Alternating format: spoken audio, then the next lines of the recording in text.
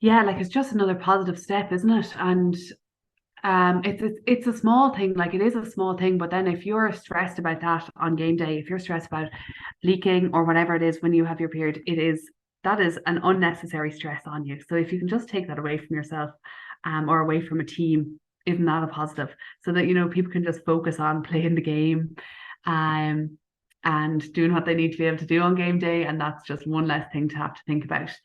And it just means, you know, yeah, it is. It's just one less thing to be kind of as a distraction or anything like that. And focus can be on what is important on the day of games or training and things. There's still, like, there's challenges with that regardless of what color the shorts are and so on. But it's good to be in, that there's the conversation around it.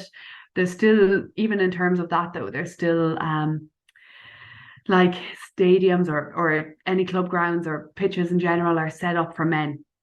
And like it's rare enough to have dressing rooms that have sanitary bins and stuff like that in the toilets. Like that is rare.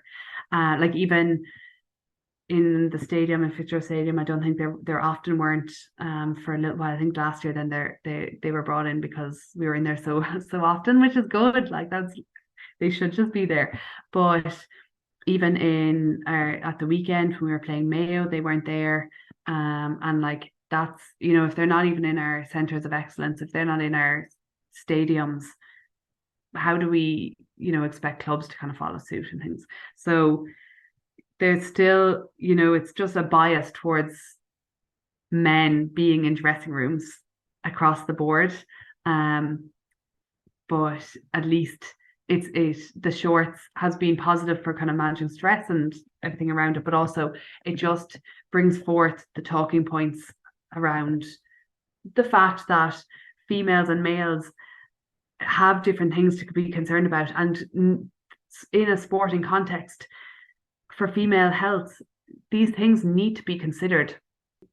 For a female sports person, there are, different things to be considered. Obviously, the menstrual cycle is one of those, and it is really important that girls are educated around minding themselves with that and knowing, how to vary their diet or increase their calorie intake or increase their whatever it might be. Like I don't even know enough about it, and I've been playing for however many years. So there's huge things that still need to happen in terms of supporting females in sport. But I think the shorts is a positive step in terms of, yeah, like I said, managing stress, but more so as, I suppose, an opening for the conversation around, making sure that we are considering both females and males when it comes to all the sporting conversations.